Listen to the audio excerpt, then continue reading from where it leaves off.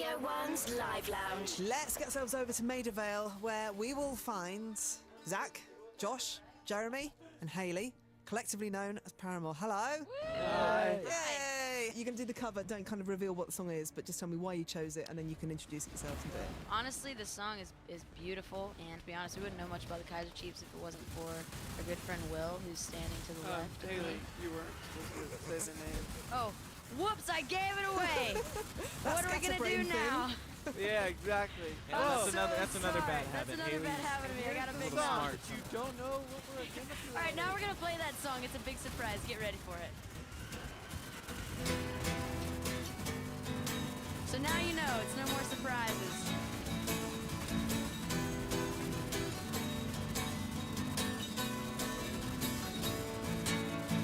Well, I won't be the one to disappoint you anymore. And I know I've said all this so that you've heard it all before. The trick is getting you to think that all this was your idea. Everything you've ever wanted out of here. Love's not a competition, but I'm winning. I'm not sure what's truly altruistic anymore. Dude, the song is amazing. Those lyrics, I feel like I kind of relate to them a lot. I don't know, it's kind of haunting, but it's not, it doesn't sound super depressing, it's just haunting, you know? And I don't know, it was also fun because we were gonna play it exactly the way they do, and then Josh kind of wanted to spice it up at the last minute. He was like, let's try it this way.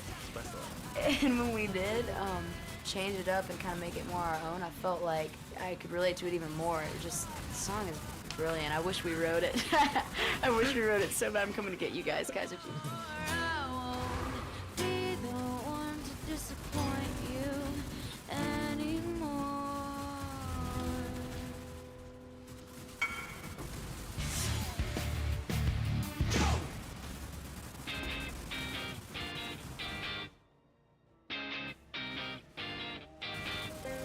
Take this time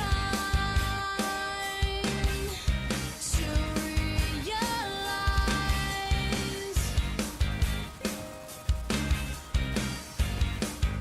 that you always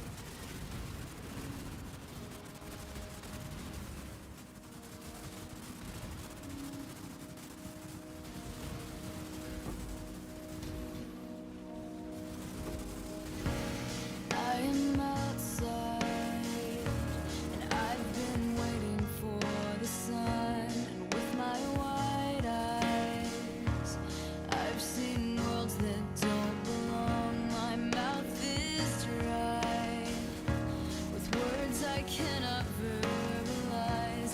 Tell me why we live like this. Keep me safe inside your arms like towers tower over me. Yeah, 'cause we are broken. What must we do to restore our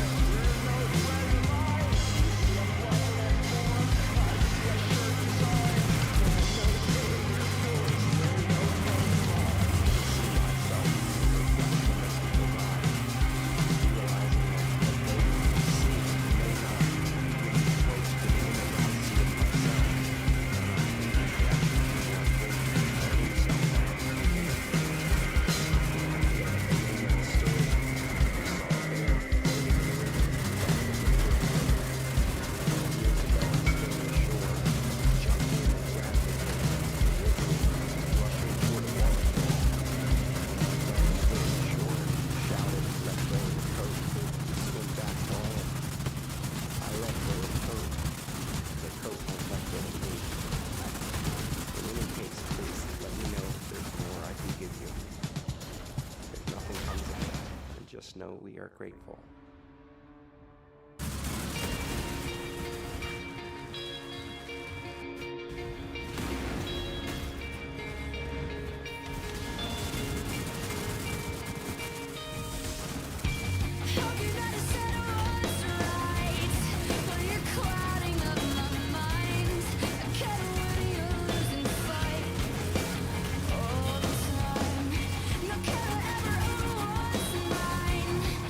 You're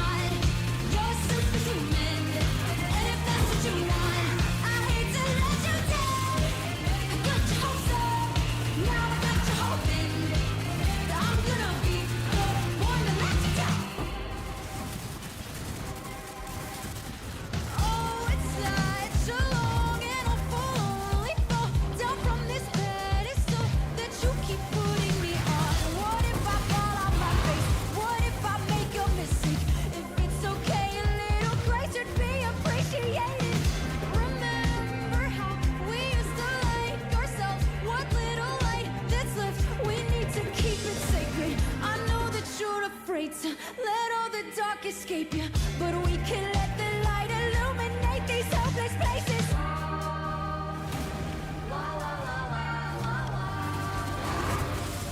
Just let me let you down. Hey baby, I'm not your superhuman, and if that's what you want, I hate to let you down. I got your hopes up, now I got you hoping, but I'm gonna be the one to let you down. La la la la.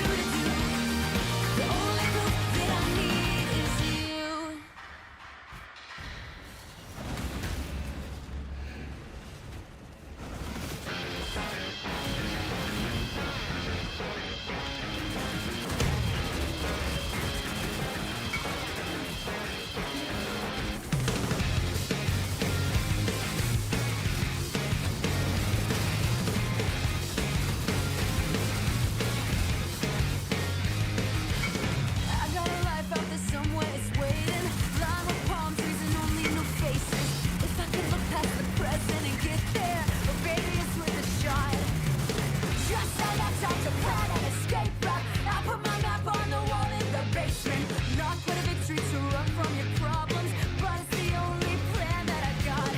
It's the only plan that I got. And if you try to find me now, I'm in all the echoes that it faded out. So I'm moving on, 'cause I just want to feel for once that I belong. And that's what's going on.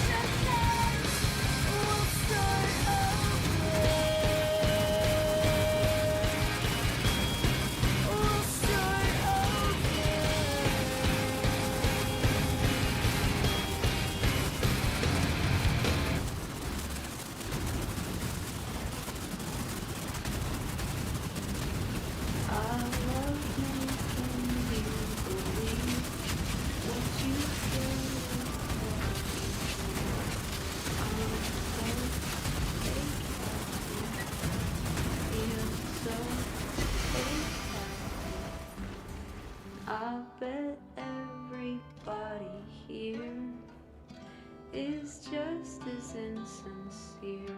We're all so fake happy. I know fake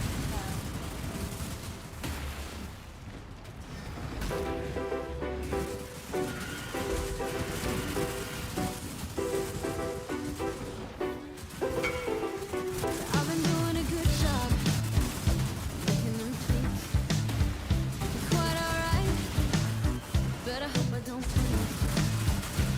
See, it's easy when I'm stomping on a beat, but no one sees me when I drop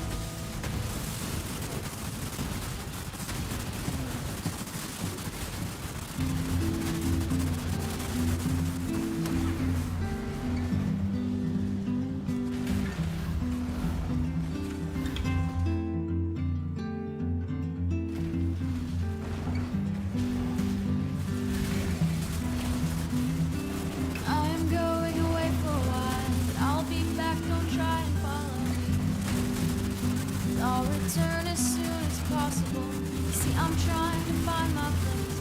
It might not be here where I feel safe. We all learn to make mistakes and run from them, with no direction. We'll run from them, with no conviction. I'm just one of those ghosts, traveling endlessly. Don't need no road. In fact, they follow me, and we just go in circles. But now I'm told that this is life. Pain is just a simple compromise, so we can get what we want out of it. Would someone care to classify our broken hearts and twisted minds, so I can find someone to rely on and run to them, full speed ahead. Oh, you are not useless. We are just misguided ghosts, traveling endlessly. The ones we trusted the most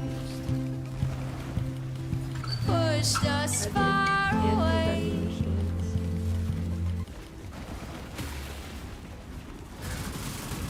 Yeah, I mean, probably wouldn't buy them, but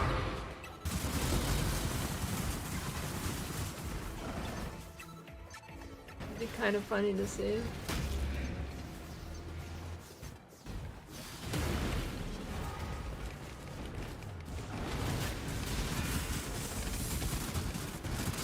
What do they do, darn?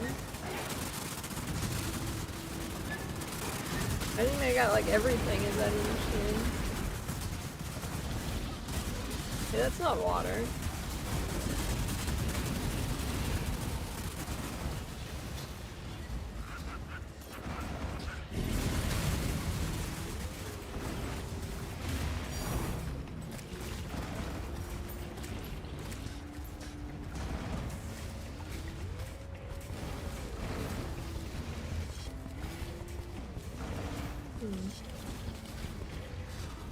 Maybe I can drain all this water into a big hole.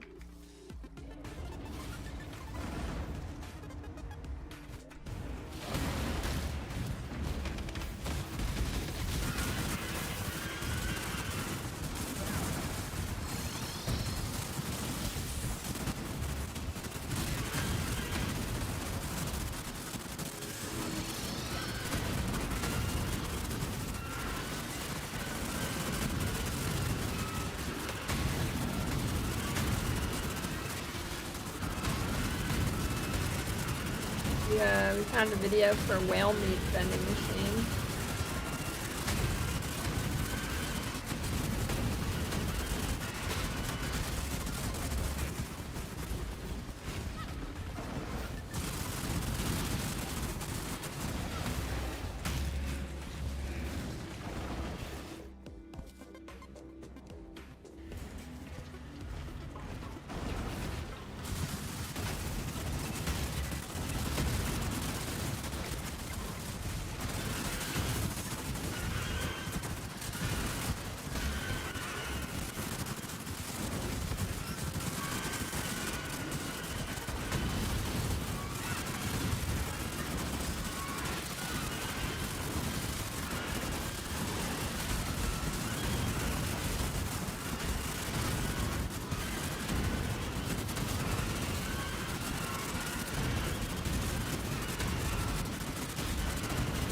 You know, it'd be sick if whenever there's a storm, any like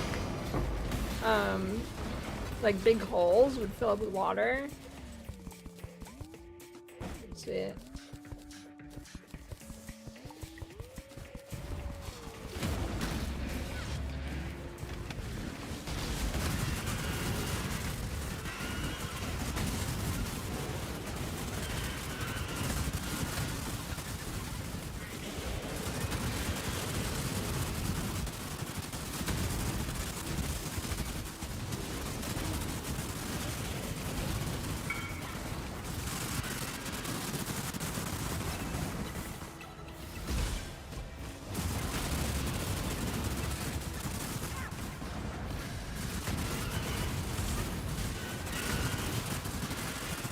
should be good.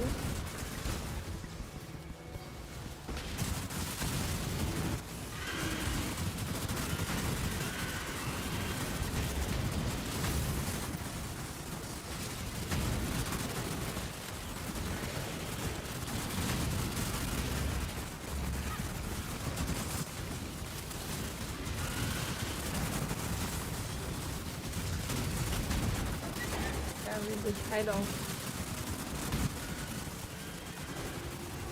The title knows all.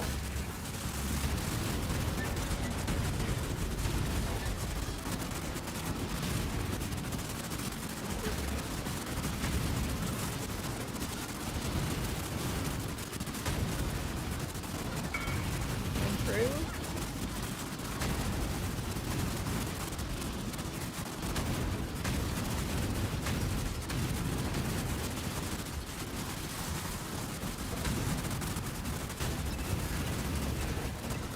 Raised a good point.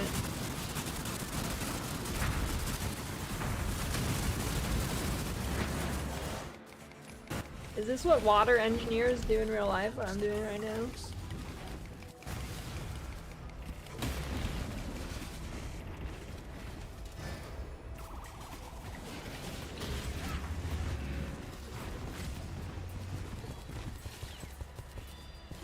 I don't play Tibia Zevron.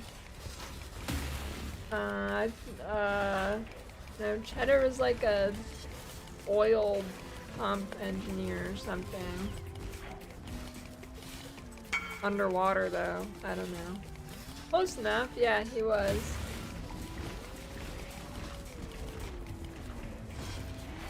He sure was.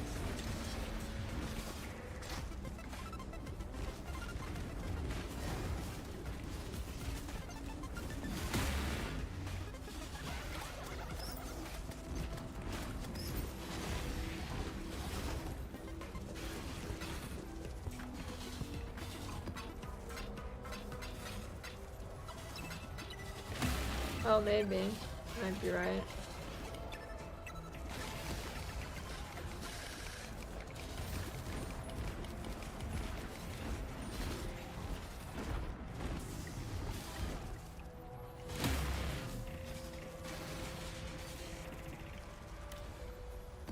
And how big's the pool?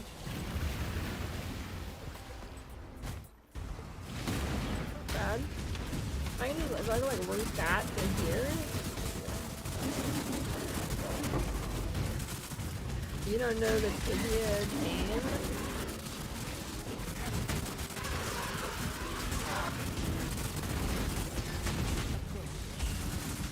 Make your wish.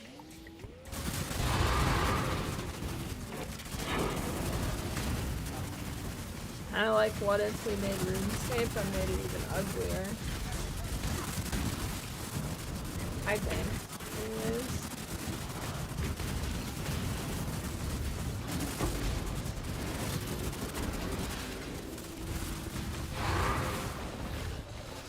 Oh shit, it has sound now?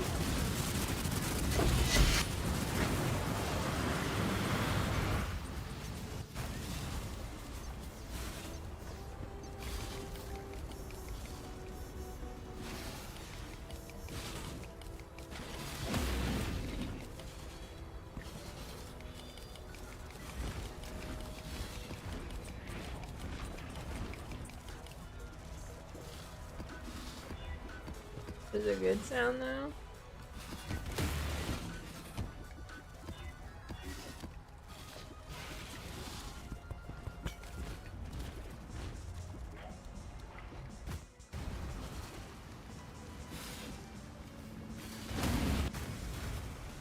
It's 0.5 update. No, actually.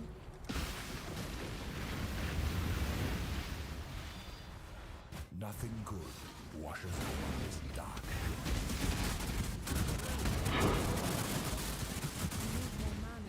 Because nobody mentioned this.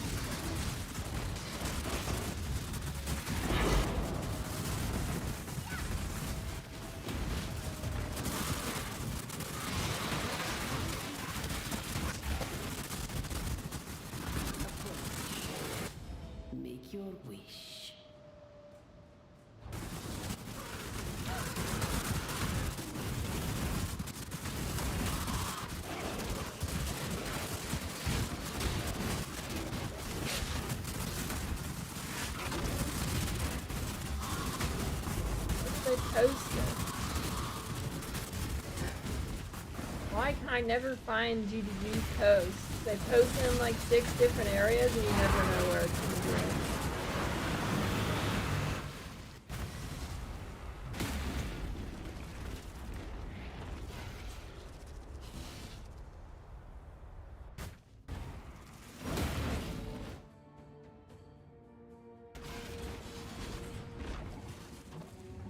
Baited.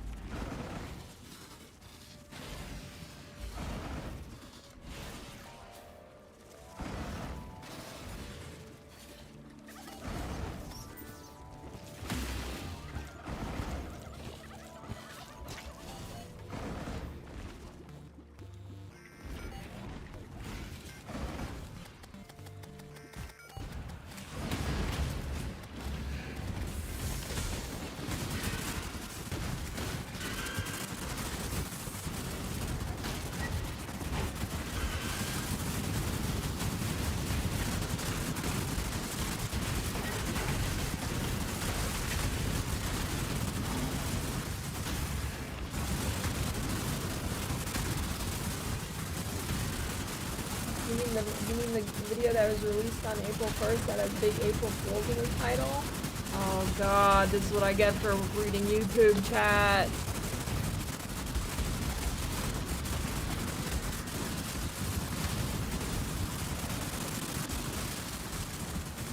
My mistake. I should have known better.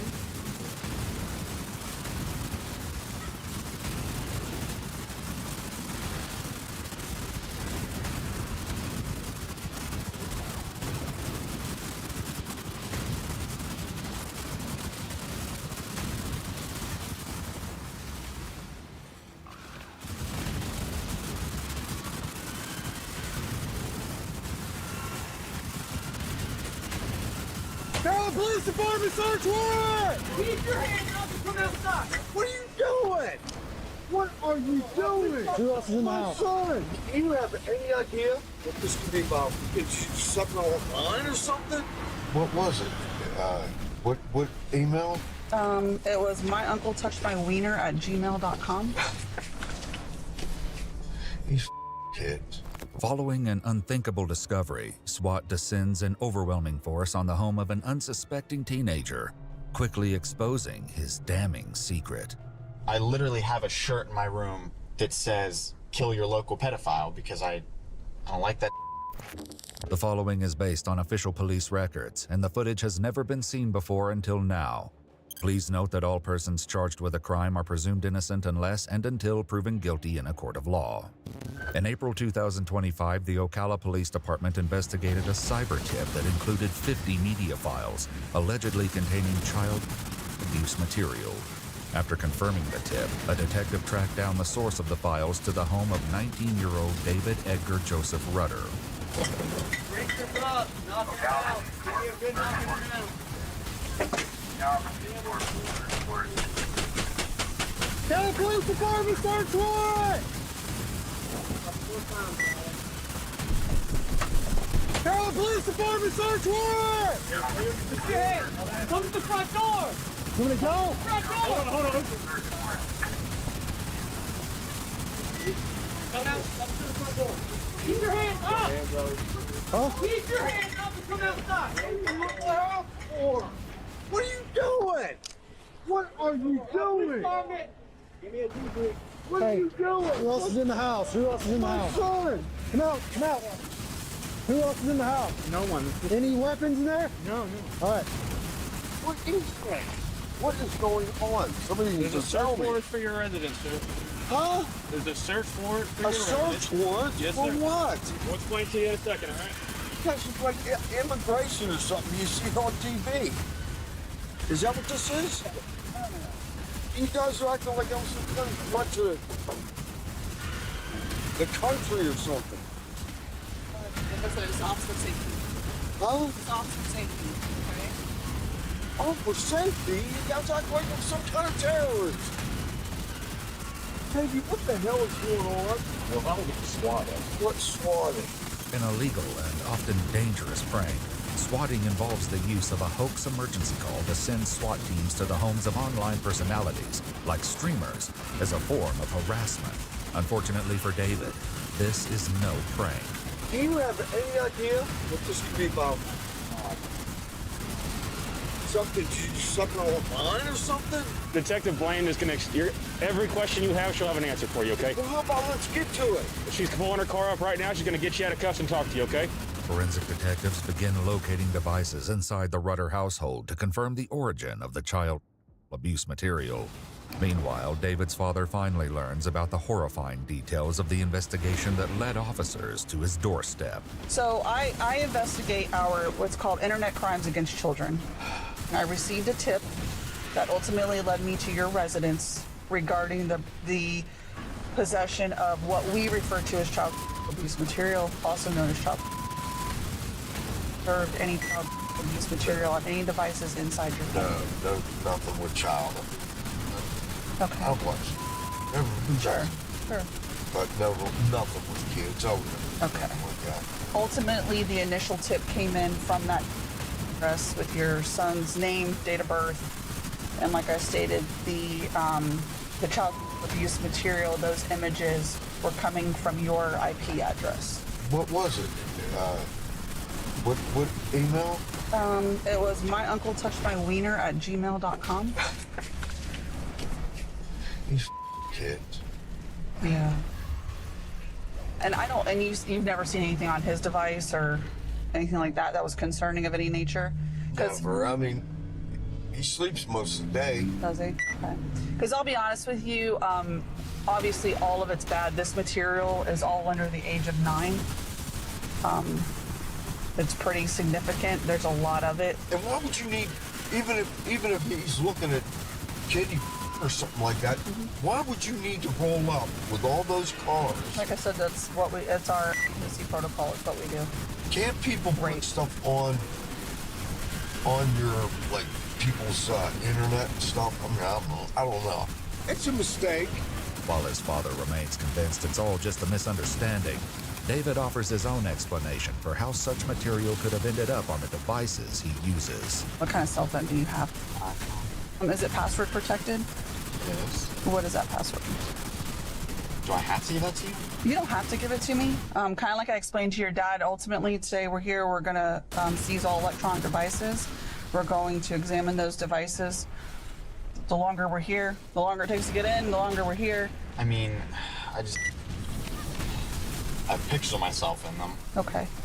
Naked. And we're not looking for that, No, it's so. just embarrassing. Ultimately, it's completely up to you. Okay. Okay. Makes it easier to remember, right?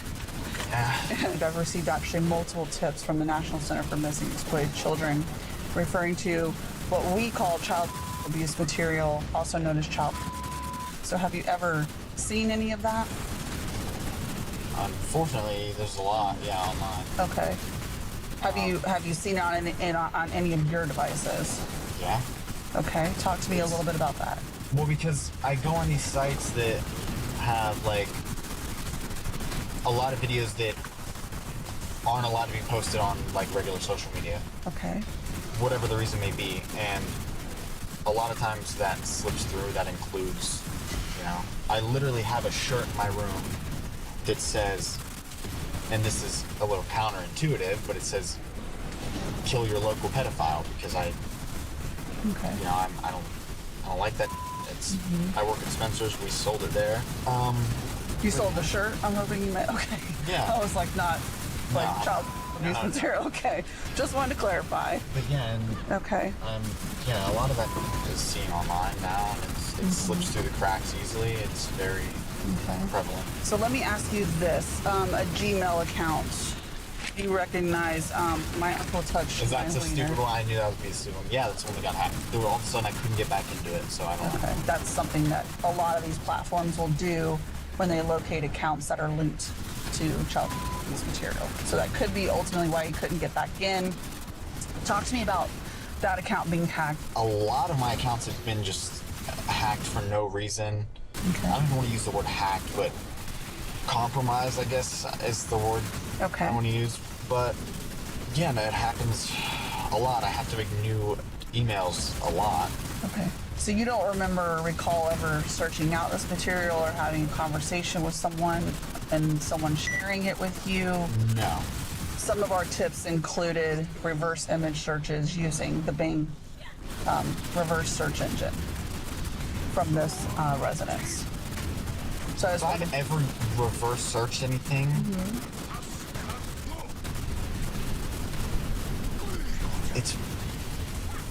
it would have been like,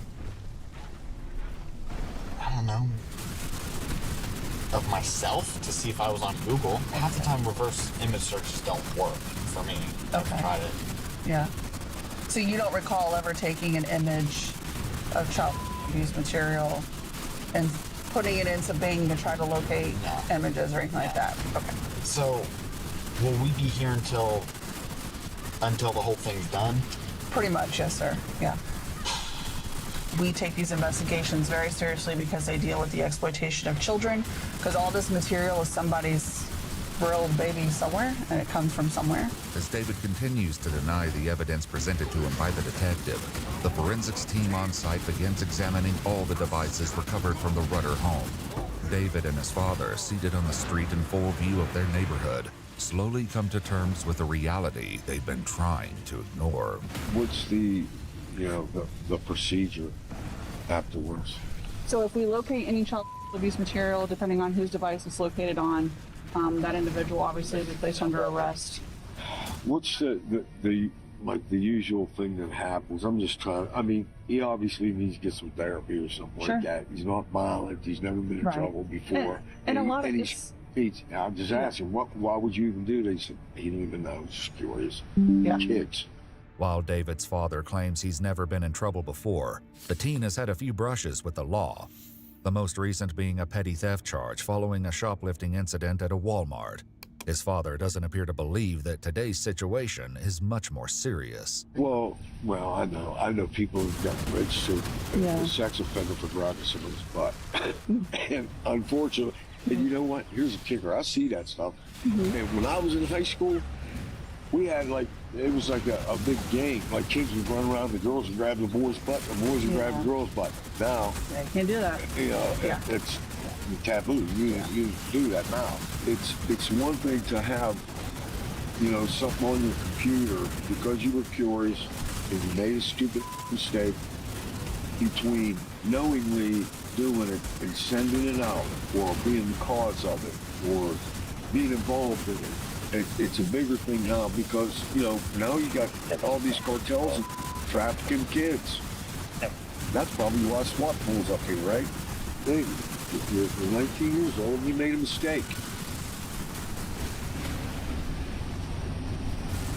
If you need therapy, you get into therapy. That's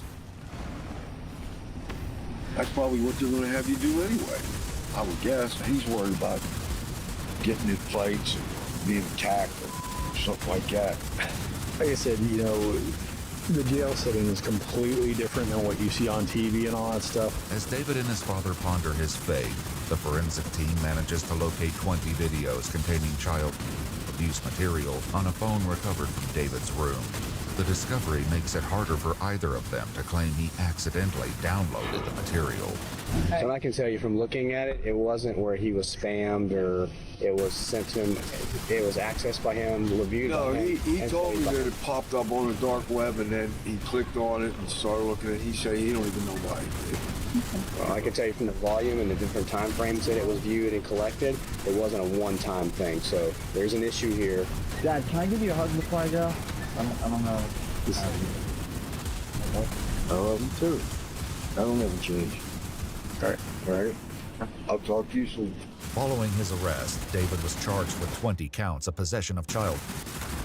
He pled not guilty and was allowed out on bond on the condition that he refrained from unsupervised contact with anyone under the age of 18. Had he refrained from committing any new crimes before his trial, David would have stayed out on bond. Unfortunately, meeting these conditions would prove to be difficult for him. Sheriff's Office, we have a search warrant for the residence. Come to the front door with your hands up. In November 2025, detectives began tracking over 250 images and videos containing child abuse material, including AI-generated content involving child actors and animals linked to David's IP address. They also made contact with the father of a 13-year-old girl who expressed concern over David's interactions with her.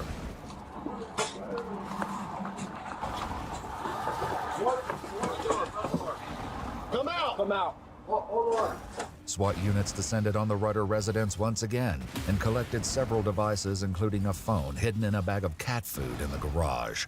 They soon learned that while out on bond, David had amassed a collection of child abuse material that included videos of the 13-year-old girl generated using her Facebook profile picture, a questionable number of produced videos of young girls, and printed photos of children and babies. Come out. This is the sheriff's office. Come to the front door with your hands up. Come out. Hey, Al, sir. Step back. Somebody. Since he violated the conditions of his pretrial release from his previous arrest, David's bond was revoked. Alongside the original 20 charges, David was charged with an additional 5 counts of possession of child, as well as 13 counts of possession of 10 or more child images. Though he admitted to possessing child abuse material, David pled not guilty once again. This time, he was denied a pretrial release on bond. According to an official release from the Marion County Sheriff's Office, due to the nature and volume of the material found in David's possession, police have reason to suspect that he may have had access to live victims, indicating he potentially produced some of the content himself. He remains in custody awaiting trial, and the investigation is ongoing.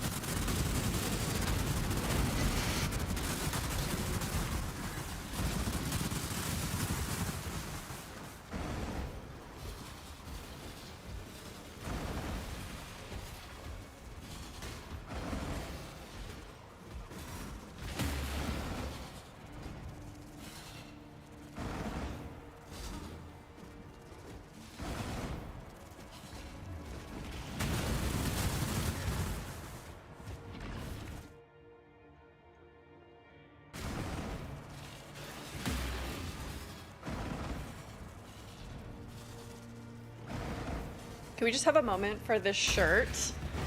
Look at this. And my bump. Can you see my bump? But look at how good this shirt is. I have to like lean into the mic, but the fourth kind, oh my god, I loved it. It's not that it's relevant to this video because it's not found footage. There is found footage in it, but it doesn't count. But I had to give a shout out. This is my new favorite shirt in my whole collection easily. So today I'm going to be telling you about 15 found footage movies that you can stream right now, or some of them you can't stream, but you should still try to track them down and watch them. But these are just 15 recommendations, 15 found footage movies that hopefully you have not heard of before. And a lot of these I actually have never talked about on the channel either.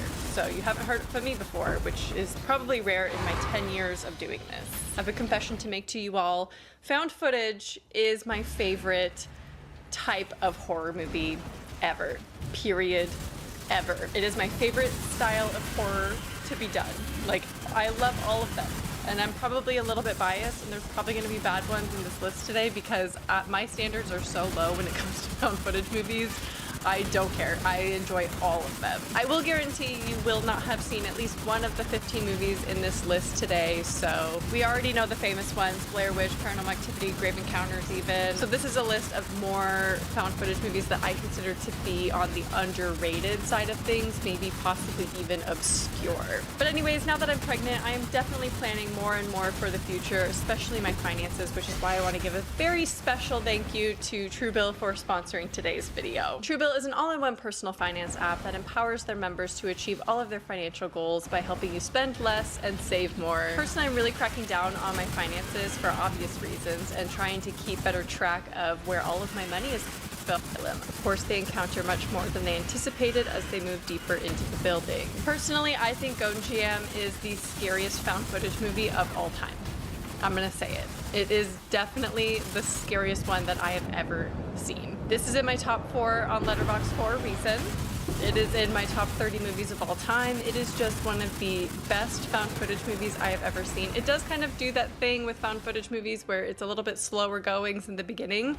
I feel like the first 30 minutes are just all build up, and a lot of it doesn't even have a lot of relevance to the actual horror of this movie. It does pick up about an hour in, and it just does not stop. It is so horrifying. You have to watch this in the right setting if you really, really want to be terrified. Obviously, this goes without saying, but this kind of horror isn't going to work for everyone. It's a personal opinion that this is the scariest found footage movie. If you're not into supernatural, this isn't going to be as scary to you, but please go watch this one. It is so well done. I love the creativity and the way that they filmed this, given that it's a found footage movie. I just think it's great. The next one I wanted to talk about in this video, because all of you have been recommending this movie to me, and it's not that it's underrated of a movie, it's just brand new, and I don't know if everyone really knows about it, and that is Incantation. This is the newest movie on this list easily. It just came out on Netflix this month. I watched it the day it came out, and I really, really enjoyed this movie. This Taiwanese horror movie follows Lee, who was cursed 6 years ago after breaking a religious taboo, and now she must protect her daughter from the consequences of her actions. I will be doing a more in-depth review in my monthly recap at the end of this month, so I'm not going to spend too much time on this, but I had to include it because it is, of course, found footage, and it's brand new, so if you've yet to see it, I highly recommend it. I really loved the back and forth between the past and present in this. I think that created really great pacing. The horror is throughout the movie, and it's not one of those movies where it's slow in the beginning. It is just throughout, sprinkled in there. It starts off so strong, and I absolutely love the story in this one. Some of the visuals in this were so creepy and genuinely scary, and there's a scene right at the beginning that really disturbed me, that I was like, I don't know if this is gonna get more intense, but this is kind of my limit. So it just was really disturbing to me. If you've seen the beginning, you probably know which scene I'm talking about, but it was very effective for me. Next up, we have Afflicted, which is a 2013 movie. Now, this one I had to track down on Shudder using a VPN. So I used a VPN to access UK Shudder, and that's how I was able to watch it. I think it was on Netflix or Prime or something for a long time, and I wanted to watch it right when it was taken off. So I had to track it down that way. Best friends Derek and Cliff plan to travel the globe and live life to the fullest, but only days into the trip, one of them shows symptoms of a mysterious illness. They rush to find the source before he is consumed completely. Now, I want to say what kind of movie this is, but I really think it's better if you don't know anything about this movie. I knew the concept and like the overall plot of this movie going in, and I don't think it took away from it at all, but if I could have chosen not to know that and have it kind of be revealed what type of movie this is, I would have preferred that. I personally really love the tension and the pacing in this one, and how it is a YouTuber kind of documenting his travels, because that is something that we know exists, especially in this era of like 2013. I feel like it was very popular at the time to vlog a lot, and I think it's a really good reason or explanation as to why you keep filming, because there's always that question, like, why would you even film this to begin with? Why would you pick up the camera?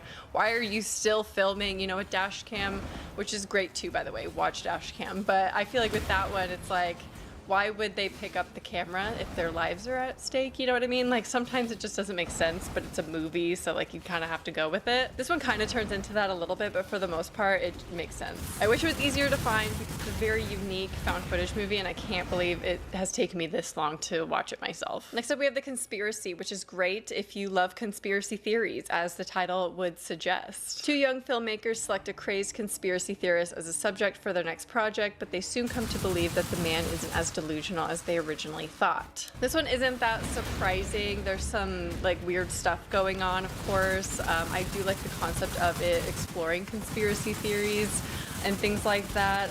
That makes it very, very entertaining and definitely keeps you wanting to watch more and more. Also, it's unique from other found footage movies, and especially unique from all the other found footage movies on this list, because there's really not another one that's like this one. Except we have The Tunnel. Good luck finding it anywhere.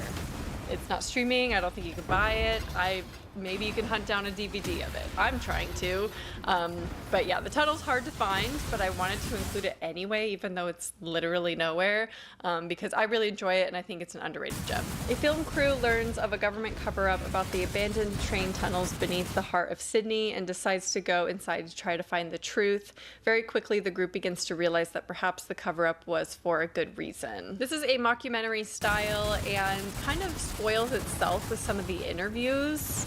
Next up, we have The Conspiracy, which is great if you love conspiracy theories, as the title would suggest. Two young filmmakers select a crazed conspiracy theorist as a subject for their next project, but they soon come to believe that the man isn't as delusional as they originally thought. This one isn't that surprising. There's some like weird stuff going on, of course. I do like the concept of it exploring conspiracy theories and things like that. That makes it very, very entertaining and definitely keeps you wanting to watch more and more. Also, it's unique from other found footage movies, and especially unique from all the other found footage movies on this list, because there's really not another one that's like this one. Next up, we have The Tunnel. Good luck finding it anywhere. It's not streaming. I don't think you can buy it. Maybe you can hunt down a DVD of it. I'm trying to. But yeah, The Tunnel's hard to find, but I wanted to include it anyway, even though it's literally nowhere, because I really enjoy it and I think it's an underrated gem. A film crew learns of a government cover-up about the abandoned train tunnels beneath the heart of Sydney and decides to go inside to try to find the truth. Very quickly, the group begins to realize that perhaps the cover-up was for a good reason. This is a mockumentary style and kind of spoils itself with some of the interviews throughout, but that really doesn't take away from it for me. At first, I was like, why are we interviewing these people? It's kind of a spoiler, but you know, they did it it's in the beginning of the movie. But I like the style of this one. I really enjoy mockumentary found footage movies too. I find them very effective, and there's one on this list that was incredible that I absolutely love, and it's probably one of my new favorite found footage movies. This isn't one of them, but this one's really great as well. It kind of reminds me of As Above, So Below a little bit. If you're a fan of that one, this is like a lower budget sister of that one because they're in the tunnels and everything like that. Maybe even a little bit of Grave Encounters. This one kind of reminds me of both of those. So this movie was crowdfunded, so it was on a very, very small micro budget of $135,000. So it's basically made for nothing, which again, love a micro budget on a found footage movie. Something about it is just so approachable, humble. It's not pretentious in any way. I think that's why I love these kinds of movies. They're just like art in a different way, if that makes any sense. I think they accomplished a lot in The Tunnel with a very small budget and made it genuinely terrifying. Next up, we have Evidence. This follows Ryan, who makes a documentary on his friend Brett and his first time camping until a mysterious figure in the woods starts hunting them. Now, this is going to be the most annoying one on the list. Arguably, this is the worst one on the list that people will say is bad, but sometimes you just are in the mood for one of those cheesy, bad found footage movies. And this one hit the spot. Like, it was so good for that mood that I was in. I love the story of this one. The reason why I call it annoying is because of all the camera work and the camera effects going on, but the story is actually very surprising. You think it's gonna be Blair Witch, you know, because they're camping in the woods and there's like a creature, something following them, but it turns out to be so unique, so different, like very surprised at the last like 30 minutes of this movie. And it does start out as like your traditional found footage movie of friends getting together, going camping in the woods. There's some tension building going on there, and I love that. I love the setup of friends camping in the woods in a found footage movie. classic. It could be in every single found footage movie. I would never get tired of that trope. Anyway, but it does take a turn, and I think the twist is absolutely worth it. But like I said, be prepared for the worst camera effects of camera glitching and cutting you have ever seen in a found footage movie. It does get so annoying in the end. Even I was annoyed, and I love these kind of movies. Just be prepared. Next up we have The Bay, which is one that I have actually talked about on the channel before. I included it in my top water horror movies, which I will link up here. So somewhat recently I have discussed this, but this is still underrated and I have to talk about it again. Chaos breaks out in a small Maryland town after an ecological disaster occurs. Again, mockumentary style found footage.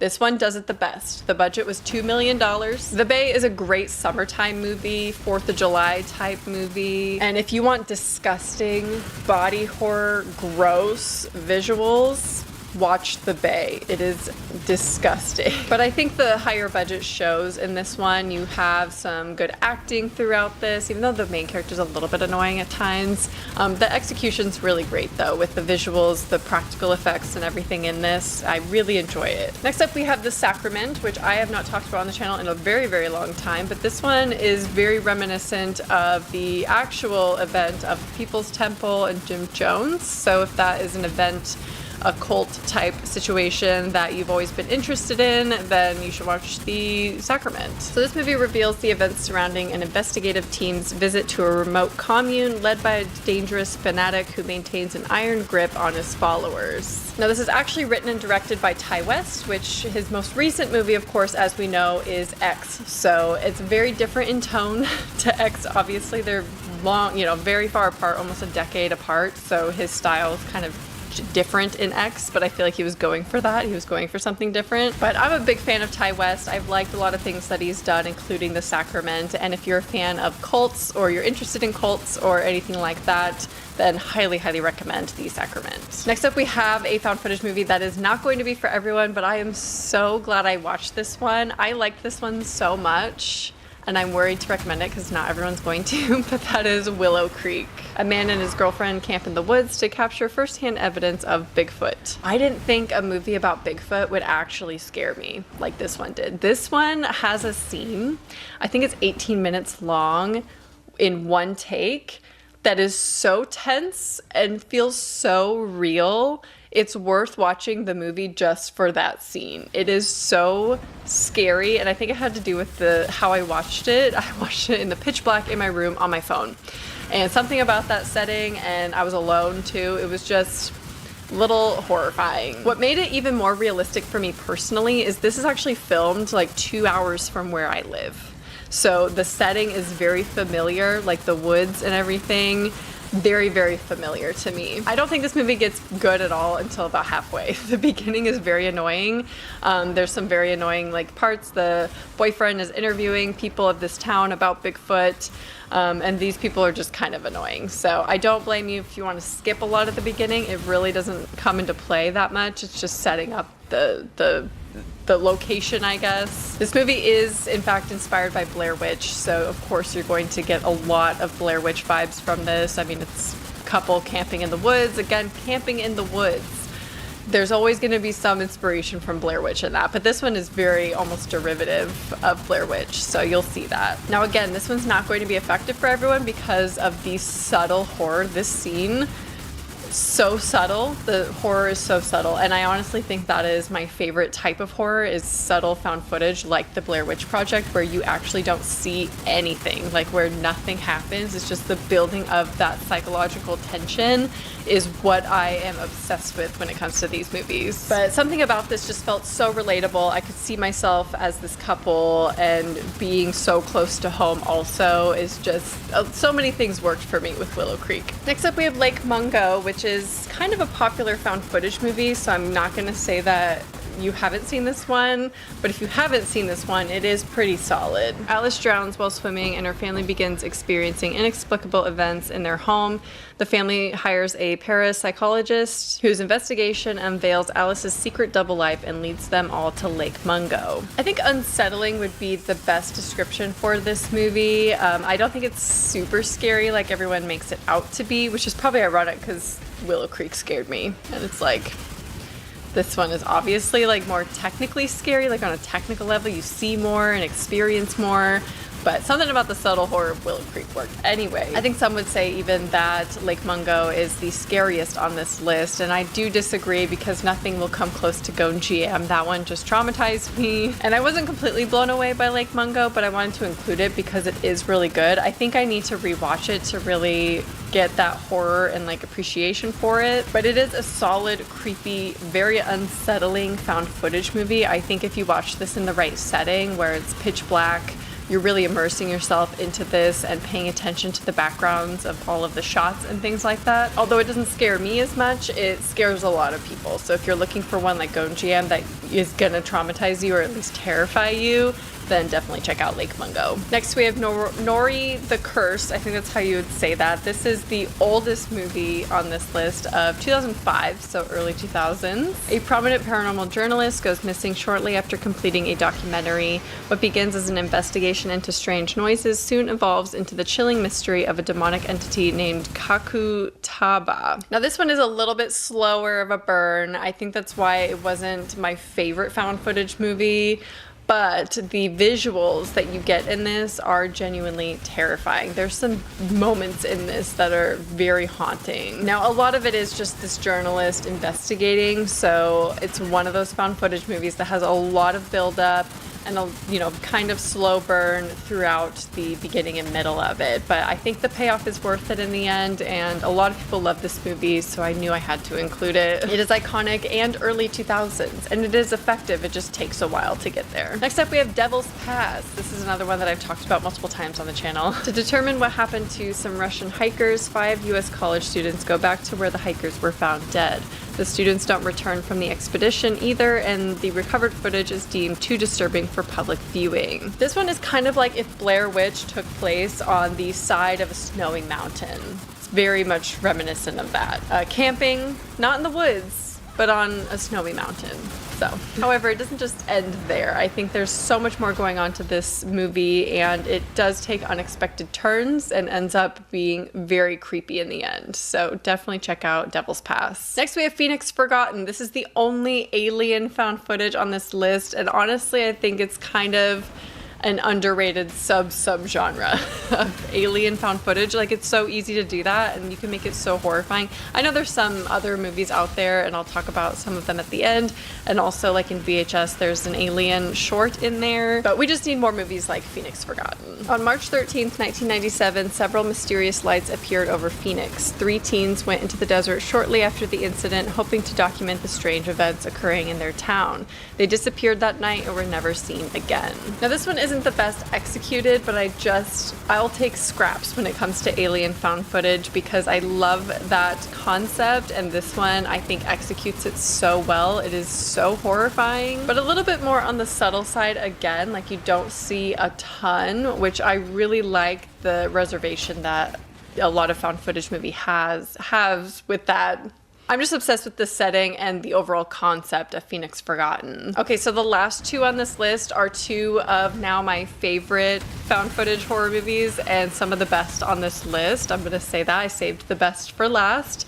First up, we have Final Prayer / The Borderlands. I've seen it called different things. I think it's called different titles in different countries. After reports of strange phenomena in rural English church, a team is sent by the Vatican to see what is happening qualifies as a miracle. At first skeptical and mistrusted by the locals, they soon learn that they may have found something far darker and is more potent than they could possibly have imagined. Now this one, it is like your typical standard, you know, miracle religious found footage type movie. I don't want to say exorcism or anything like that because there's no exorcism, but kind of that religious horror of, you know, the Vatican sending these people to investigate to see if there is indeed a miracle. Up until the end, let me tell you, this is going to be the most surprising on this list. I was blown away by the ending of this movie. It was so shocking what it ended up being. I had to actually look it up and like see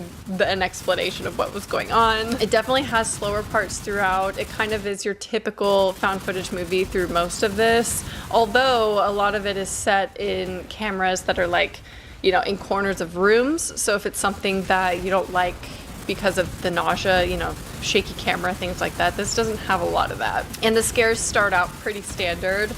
but it turns into something completely different, and the final scenes of this are horrifying. Next up, we have one of my new favorite found footage movies of all time, Butterfly Kisses. And this one's free everywhere. So, a filmmaker discovers a box of videotapes depicting a disturbing student film project about an urban legend known as Peeping Tom. As he sets out to prove the footage is real, he becomes obsessed along with the film crew following him. Again, mockumentary style. This one feels the most realistic out of everyone on this list. And the beginning and like the setup kind of reminds me of Slender Man or The Empty Man, you know, that kind of folklore, urban legend type story. So if you like The Empty Man, just picture The Empty Man but like found footage and mockumentary style. Now this has really great commentary on found footage as a genre as a whole, and also like low budget type movies. And the director of the Blair Witch Project, Ed Sanchez, makes an appearance in this. He's one of the people who are interviewed for the mockumentary style, which makes it feel that much more real because he's actually in it. I was so shocked when he came up on the screen. It was such a fun thing to see, and to see as like commentary on found footage. I just think that this movie is very meta when it comes to the found footage concept. And this actually has the least shaky camera trope that most found footage movies have. So I feel like even if you're not a fan of that type of thing usually in these kinds of movies, this one will not bother you. And very little camera effects, very little like any editing going on or like cuts or anything like that. It is just very, very well done. And dare I say a little Ring vibes in there. Anyway, so there you have 15 found footage movies that you should watch right now. Here are some other ones that were recommended to me that I put on my list of that I still need to watch. So if you need even more, here's 5 more. So you have 20 options for found footage movies. Hopefully you haven't seen at least a couple of these. Let me know which ones you have seen and what you think of them, and which ones you're gonna check out because you haven't seen them yet. But I hope you enjoyed this video, and I will talk to you soon. Bye.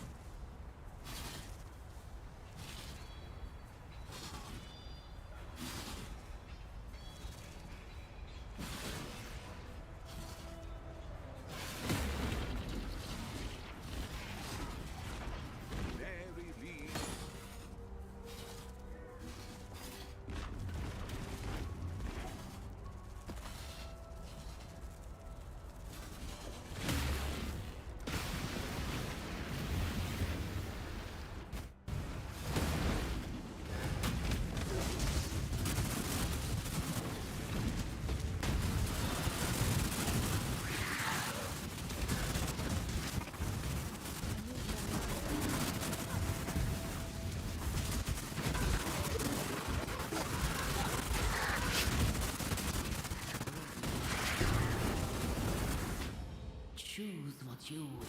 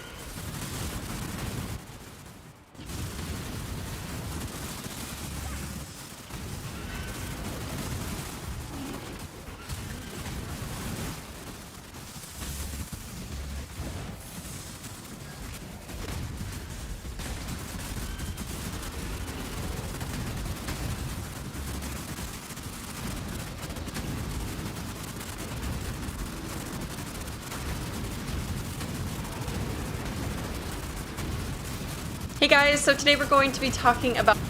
So in this video, I decided to combine both of those concepts into one idea and create a list of 25 different horror movies that are great for beginners. Not only are they horror classics, but they're... Today's video is going to be so exciting, especially for me. Probably mostly for me, less for you. I get to talk about my top 30 movies of all time, ever. Including non-horror. I just thought, since I have a bunch of new subscribers coming in, you know, I just recently hit 200,000, what a good way to celebrate than to share my personal favorite movies, and you can kind of get to know me a little bit better through finding out what my favorite movies are. A lot of these are going to stay consistent throughout my entire life and are probably never going to change. Obviously, we get new releases though all the time, so this can change. This is just my top 30 at the current point in time. In fact, one of these movies is actually from 2021. I want to clarify that these are my top favorite 30 movies. These aren't necessarily the best 30 movies I've ever seen quality-wise. So if I had to go to a deserted island, for instance, these are the 30 movies that I would take with me. Before we get into my favorite movies of all time, I just want to thank NordVPN for sponsoring today's video. This is especially going to come in handy for today's video because, like covers a videotape that is said to kill you after 7 days.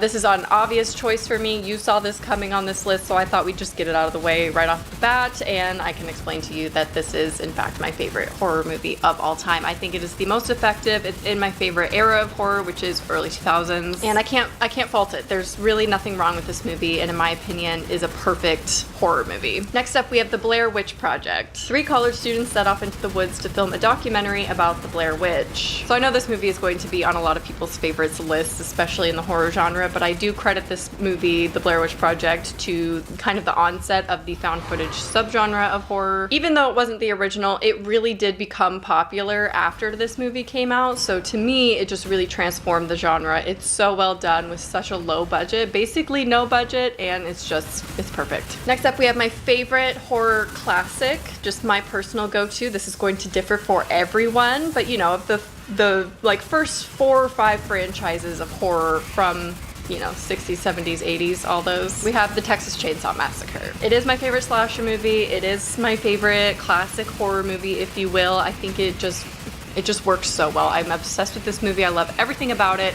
Can never be replicated because of the disturbing aspects that went on behind the scenes. I did do a whole video on toxic horror movie sets, or specifically Texas Chainsaw Massacre. I also did The Shining, if you're curious. It doesn't make me dislike this movie a lot, but it is kind of disturbing information to know about the film. It's just done so well, and it was just executed so well, and I love all of the performances.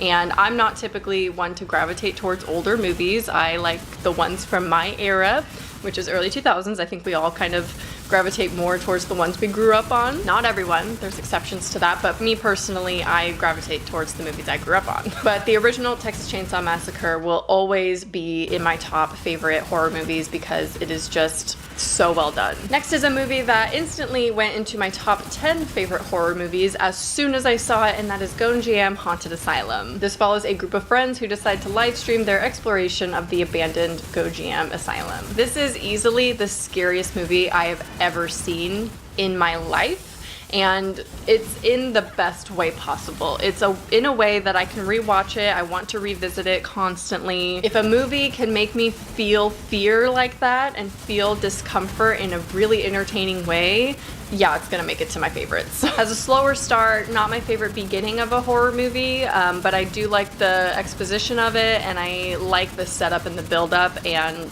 the fact that there's technology involved with them live streaming. It feels very modern and just fits in today's world, and it just adds to the horror. Next up, we have Starry Eyes. This follows a young aspiring actress trying to catch her big break while also dealing with her mental health when she gets the opportunity of a lifetime. This is my favorite movie to recommend to people who are looking for underrated horror, because I don't think this one is as widely known. However, I do see more and more people talking about it, so I think people are catching on that this movie is incredible. I think it's an interesting take on Hollywood and the LA scene and the extent that people will go to, the lengths that they'll go to in order to succeed. I love all the characters, even the ones that you're supposed to hate. I think they're so well written, and I love everything about this movie. You want body horror? There's a scene in this movie that is just so good. Next up, you knew this was going to be on the list if you've been watching me for a while.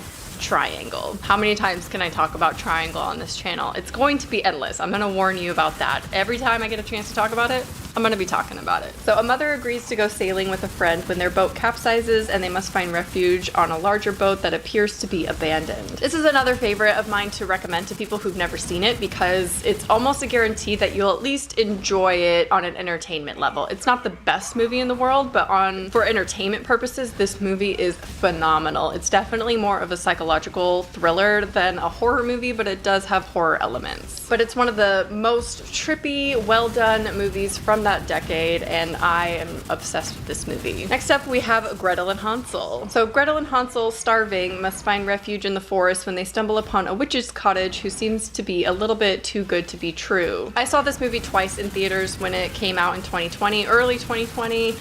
Stunning visuals. The story I absolutely love. I'm really into witchy stuff anyway, and I love all of that, all those aspects, all the witchy elements in this. The score for this is incredible, and obviously visually it's just beautiful. There's so many things about this that just speak to me personally that maybe won't translate for all of you. I know this isn't super well loved or even really talked about, but for me personally, with the visuals, the score, the story, the performances, all of it works for me, all of it speaks to me, and I can't really fault it. The end gets a little bit weak, but generally, this is just one of my favorites. Next up, we have another classic horror movie in my opinion, and that is The Thing. A group of research scientists take in a dog which proceeds to attack some of their team, and soon an unknown shape-shifting entity is unleashed. This just has really impressive practical effects, especially for its time, and it's kind of disappointing and sad to hear that it didn't really gain a lot of popularity until years later when it became a cult classic. It kind of gained a cult following years later, so they didn't really make a profit on this movie, which is unfortunate because this movie is obviously so well done, and it's hands down my favorite Alien movie. If you want practical effects that are so good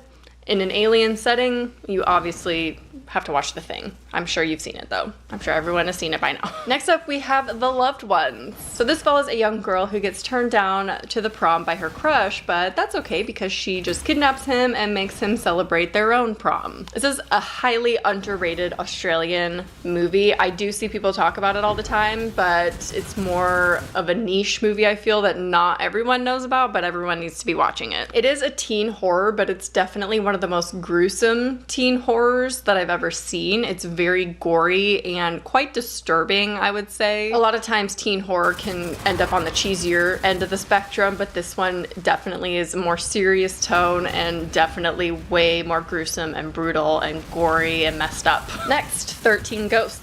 A struggling family inherits a house that seems a little bit too good to be true. This is just my go-to comfort horror movie for me, and I actually surprisingly don't have too many of those. When I think of comfort movies, I typically think of a lot of non-horror movies, which you're gonna find out a lot of those in the second part of this video. But this is just one that I can watch over and over and over again. I never get tired of it. It's just so well done. I love the campiness of it, the era, obviously early 2000s. I love the history of it with me personally, just from my childhood. I used to go have sleepovers at my friend's house, and we would sleep in her sister's room when she was away, and on the ceiling was a poster for 13 Ghosts, and it scared me so bad. I struggled sleeping there every single time because I would just stare at all these faces on the poster staring back at me, and it traumatized me to the point where I refused to watch this movie. And then my stepbrother would tell me about the Juggernaut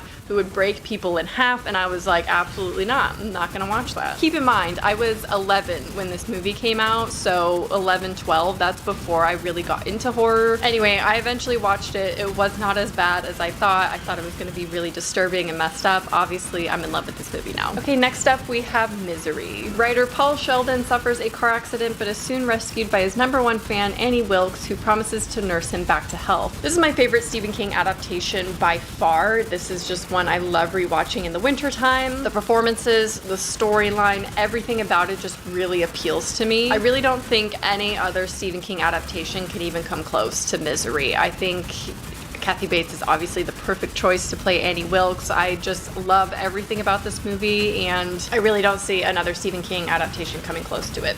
Okay, next one is a controversial choice to put on this list. This is the one from 2021. I don't want to say it's my absolute favorite from the year, because if you watch my best and worst of 2021 horror movies, you'll know the reasoning behind this, but Last Night in Soho. An aspiring fashion designer moves to London to go to fashion school, but soon realizes it isn't everything she dreamed it to be. She begins having visions of the past, but can she really rely on them to tell her the truth? I had to put this in my top 30 movies of all time because of the amount of times I could probably watch this. I watched it twice within 48 hours. I got it immediately the day it came out, obviously. I'll never be able to truly put into words what this movie means to me. I have a lot of personal reasons why I'm drawn to this storyline. I used to study fashion. I knew people like Jocasta. It's just a lot of personal things about this movie. To me, it's the most rewatchable on this entire list. Every time I finish watching this movie, I want to immediately start it again, or the next day I'll be thinking about it. I can't stop thinking about this movie. Even if I love a movie, even if I do think it's rewatchable, typically I need like a couple months in between each viewing. Not with Last Night in Soho. This is going to be on my TV constantly. I feel bad for my partner. He's not a huge fan of this one. Up next, we have Silent Hill. I think this one might be a little bit controversial to include.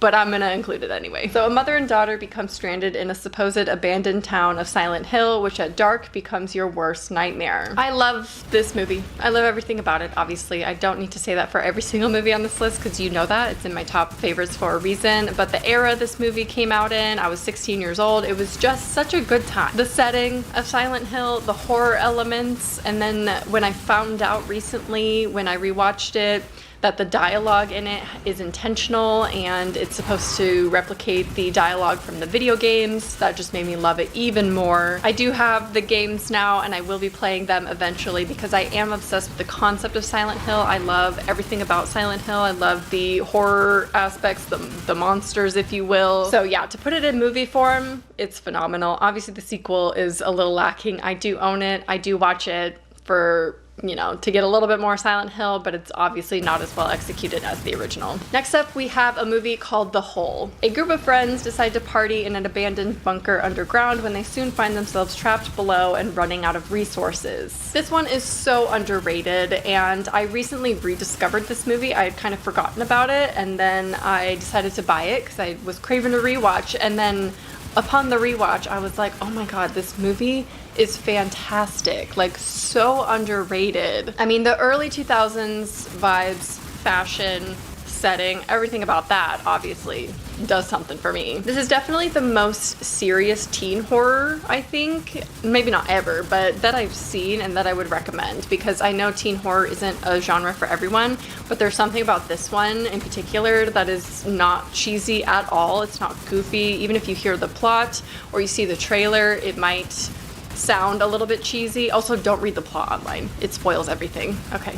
But I really think everyone would get something out of this movie. Everyone would enjoy this movie to an extent, even if you're generally not a huge fan of teen horror. Next up, we have Thai horror movie Shudder. A couple hits a pedestrian while driving, and soon the photographer boyfriend begins seeing apparitions in his photography. This is probably my number one or number two. It's tied up there with Gone GM of my favorite foreign horror movie. There is a difficult scene in this one. Maybe check trigger warnings for that, but I love this movie and I don't want to say too much about it, but what it like turns into, there's so much to the story that's really unexpected, and the horror elements in this are phenomenal. I know that the remake, the American remake, some people suggest that.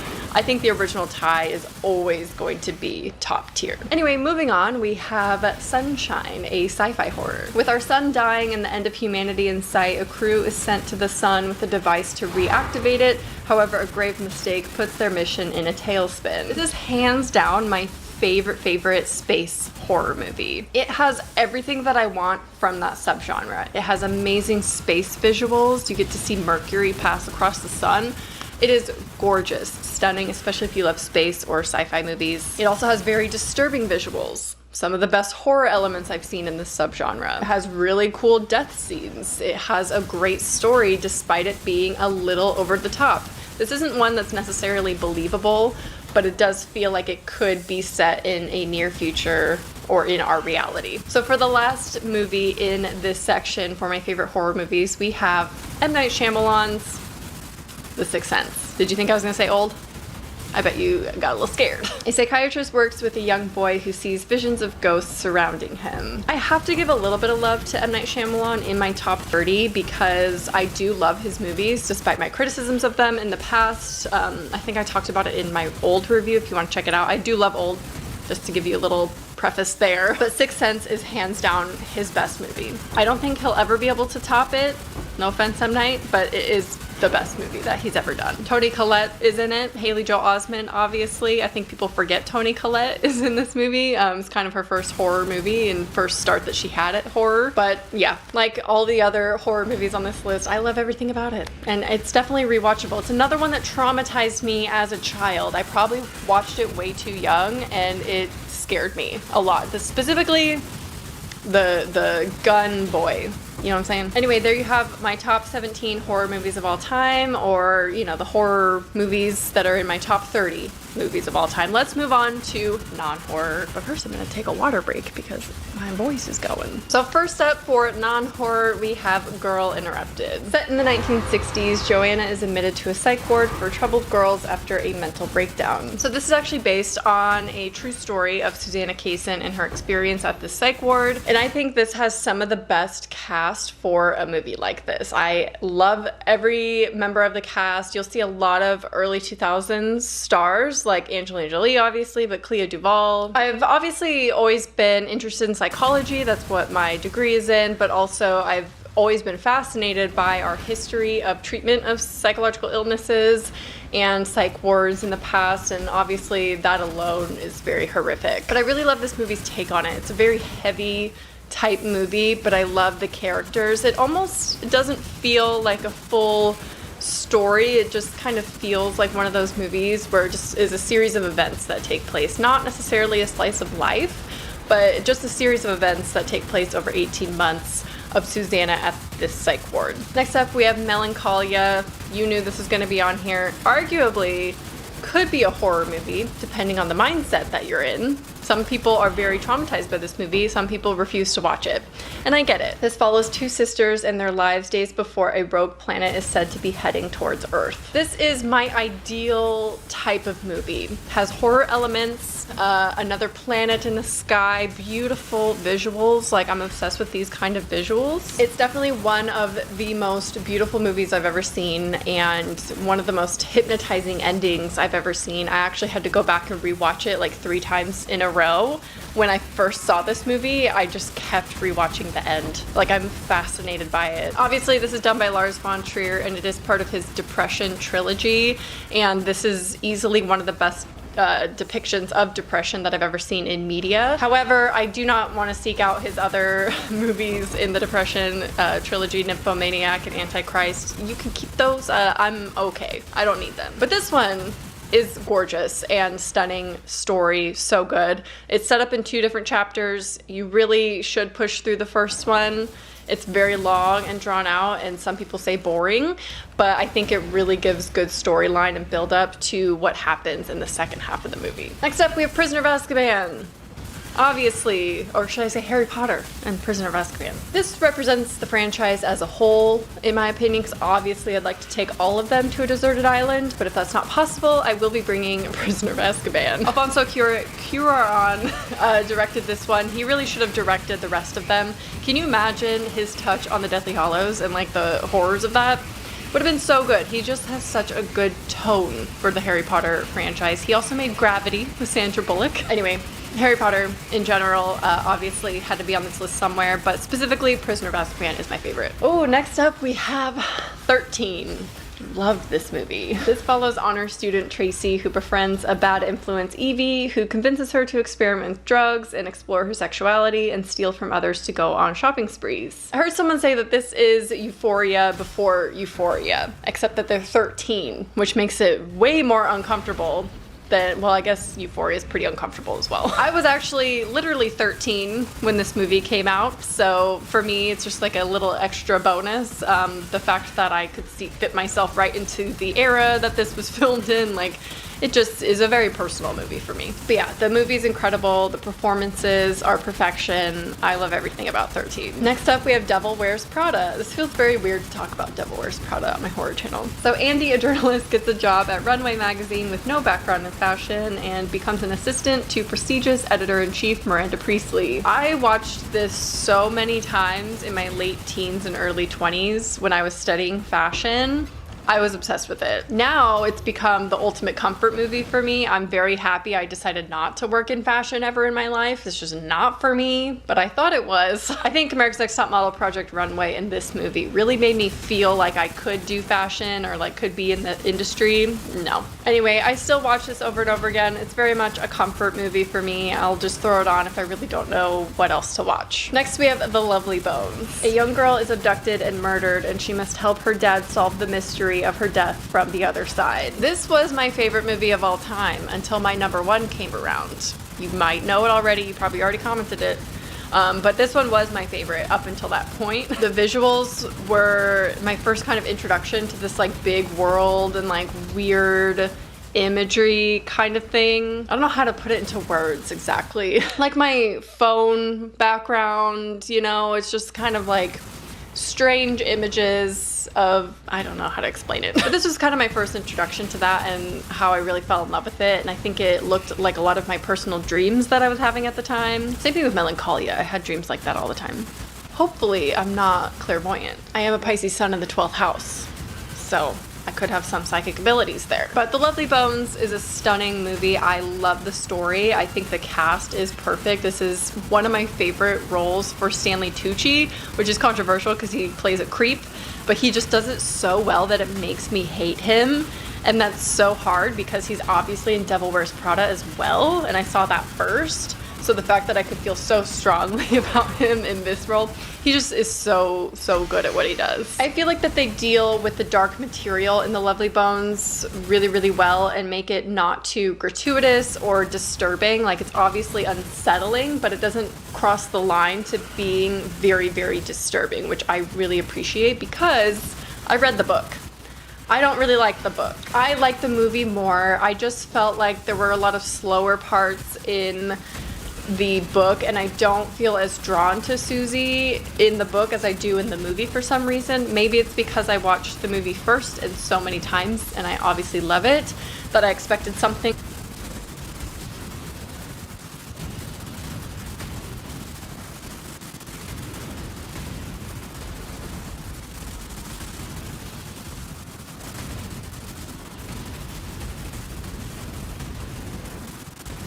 Hey, Weed Boy. Yo.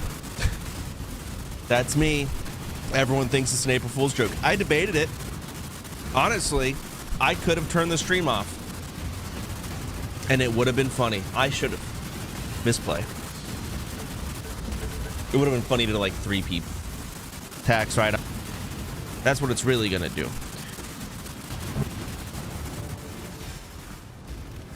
I don't have 4K gold yet, but I do tomorrow. But are we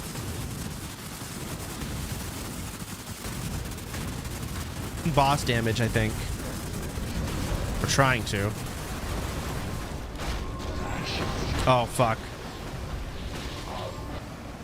2 range, 2 melee. Sure, we work with that.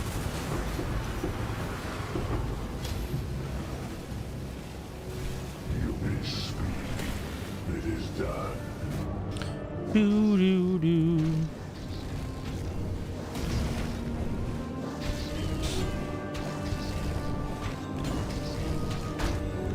Oh, a little revival. Wow. It's dead. Excellent.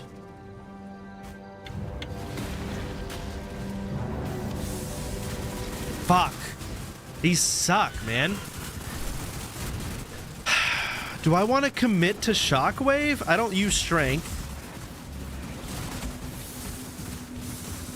I mean, movement speed's a play. Okay, fine. We're upgrading Shockwave. It costs 110 mana. Movement speed was probably the safest, right? It goes with everything. But I'm ranged. That's why I don't really care that much. I guess range still has to dodge mechanics from bosses.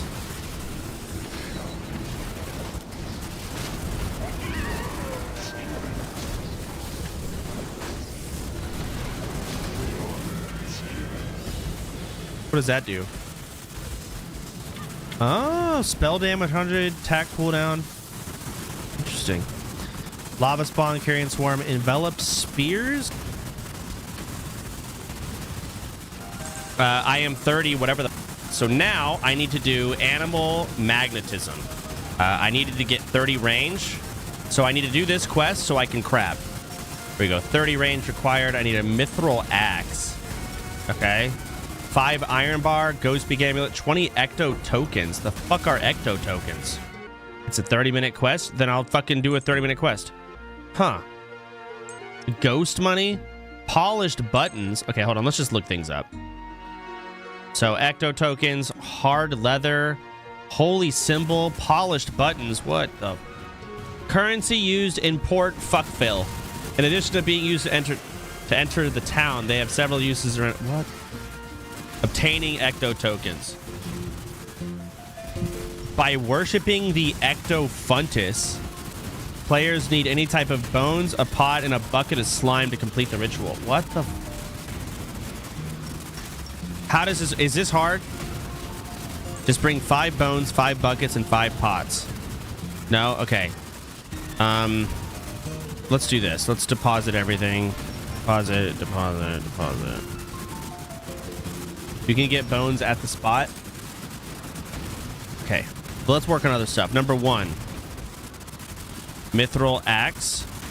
Or mithril axe or mithril pickaxe? I think it's mithril axe, right? Yeah. So... Bang. Got that.